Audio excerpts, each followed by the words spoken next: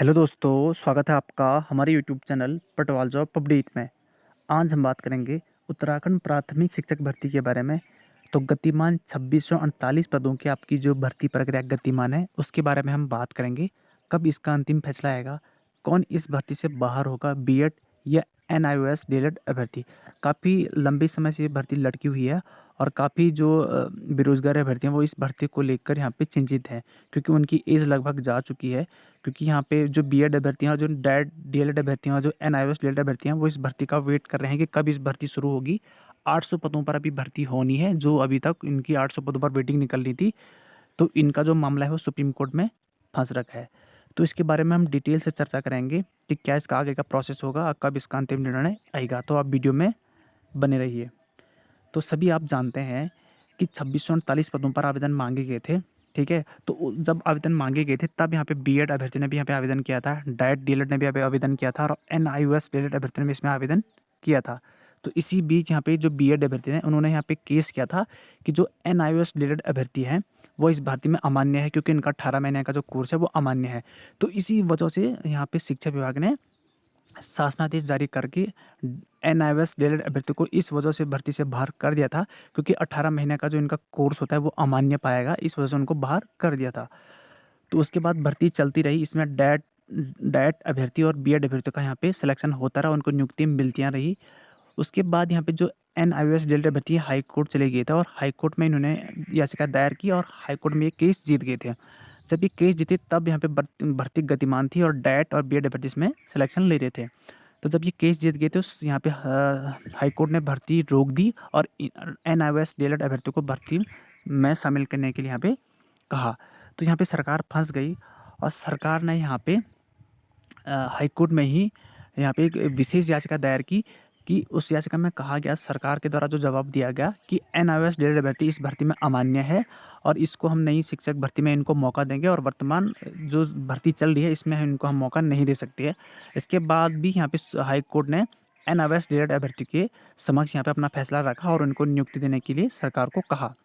उसके बाद यहाँ पे जब भर्ती रोकी गई तो बीएड अभ्यर्थी यहाँ पे सुप्रीम कोर्ट चले गए और उसके बाद एनआईओएस डीएलएड अभ्यर्थी भी सुप्रीम कोर्ट चले गए और दोनों की तरफ से यहाँ पे याचिका दायर की गई सुप्रीम कोर्ट में इस भर्ती को लेकर।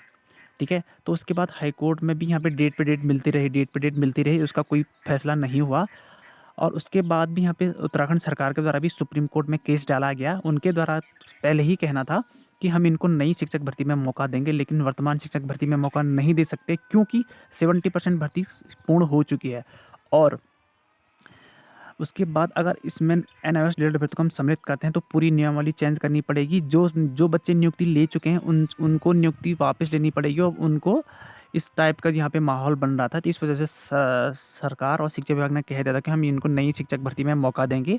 तो इस वजह से यहाँ पे सुप्रीम कोर्ट में इनका मामला चले गया था, लेकिन सुप्रीम कोर्ट में भी इस पर कोई फैसला नहीं हुआ। सुप्रीम कोर्ट ने भी इसका फैसला अपने समक्ष रखा है और इसको पेंडिंग रखा है और इस पर डेट पे डेट मिलती जा रही है, आप सभी जानते हैं, और इस पर कोई फैसला अभी तक नहीं हुआ है। तो एक्चुअल में जो बीएड वर्सेस एनआईओएस डीएलएड का जो मामला है वो पूरे उत्तराखंड का नहीं पूरे भारत का हो चुका है, क्योंकि काफ़ी सारे राज्यों से यहाँ पे सुप्रीम कोर्ट में इसी वजह से यहाँ पे डेट लगी हुई है बीएड वर्सेस एनआईओएस डीएलएड अभ्यर्थी। और एनसीटी ने भी कह दिया है कि यह जो एनआईओएस डीएलएड अभ्यर्थी है वो मान्य है। ठीक है, एनसीटी के द्वारा भी कोर्ट ने भी इनसे यहाँ पे मांगा गया था कि ये मान्य है या अमान्य है, तो उनके द्वारा कहा गया था कि ये मान्य है। तो उस पर काफ़ी इनके डॉक्यूमेंट भी बीच में चेक किए गए, इनकी जहाँ पे इन्होंने यहाँ पे कोर्स किया वहाँ पे इनके डॉक्यूमेंट और इनके शिक्षण को जाना गया। उसके बावजूद भी इसका कोई फैसला नहीं हुआ है।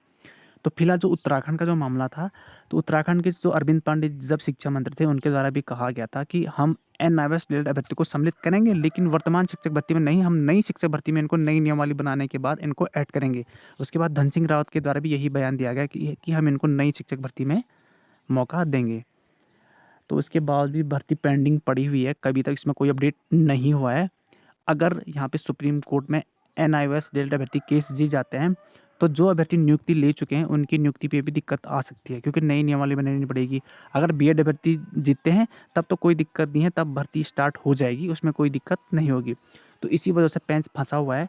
इस पर बहस भी सुप्रीम कोर्ट में 2-3 बार हो चुकी है। सरकार ने अपना फैसला सुरक्षित रखा था और उत्तराखंड सरकार ने भी हाई कोर्ट सुप्रीम कोर्ट से न्याय विभाग से परामर्श लिया था कि हम इस भर्ती को किस प्रकार से पूरा करें, लेकिन वहाँ से भी कोई जवाब नहीं मिला। जब तक इस पे अंतिम फैसला नहीं हो जाता तब तक 451 वाली प्राइमरी लेवल की जो भर्ती प्रक्रिया है वो शुरू नहीं होगी, क्योंकि उसमें भी NIOS डेल्टा भर्ती ने आवेदन किए थे। तो दोनों भर्तियां इसी वजह से रुकी हुई हैं। सभी लोग परेशान हैं इन दोनों भर्तियों से कि कब शुरू होगी, कब शुरू होगी। सुप्रीम कोर्ट में 29 मार्च को सुनवाई होनी थी, लेकिन उस दिन भी इसका केस लगा ही नहीं। उस दिन भी इस केस को पेंडिंग में रखा गया और इसको नेक्स्ट हियरिंग डेट अभी तो नहीं मिली, जैसे मिलती है आपको अपडेट किया जाएगा, लेकिन इसको नेक्स्ट डेट मिल जाएगी और उस दिन भी देखते हैं कि फैसला होता है नहीं होता है, क्योंकि सुप्रीम कोर्ट में काफ़ी लंबा प्रोसेस चलता है और भर्ती काफ़ी लंबी भी खींच सकती है। और सरकार भी नई भर्ती इसीलिए नहीं निकाल रही है क्योंकि सरकार फंस चुकी है कि हम अगर नई वैकेंसी निकालते हैं तो किस बेस पे निकालना, किस नियमावली के तहत निकालते हैं, उसमें B.Ed भर्ती को लेते हैं या NIOS डेल्टा भर्ती को लेते हैं। तो इसी वजह से पूरा मामला फंसा हुआ है और सभी जो अभ्यर्थी हैं वो परेशान हैं, विशेषकर जो B.Ed अभ्यर्थी हैं और जो NIOS डेल्टा भर्ती वो परेशान हैं, क्योंकि उसमें काफ़ी ऐसे छात्र हैं जिनकी उम्र जाने वाली है और वो इस भर्ती को लेकर काफ़ी चिंतित हैं। तो जल्द ही इस पे फैसला आ सकता है, क्योंकि यहाँ पे उत्तराखंड जो सरकार है उनकी शिक्षा विभाग ने भी सुप्रीम कोर्ट में कहा था कि वह भर्ती रुकी हुई है और काफ़ी प्राइमरी में पद रिक्त हैं, वहाँ पे पढ़ाई में असुविधा हो रही है। तो जल्द से जल्द इस पे फैसला किया जाए, अंतिम फैसला, ताकि इसमें इसको पूरा कर दिया जाए।